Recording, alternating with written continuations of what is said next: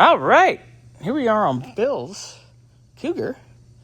We've got most of our engine masked.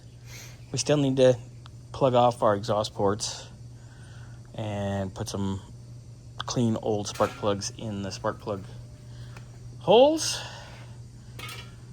Then we will be pulling the valve covers off because the valve covers and the intake manifold are black.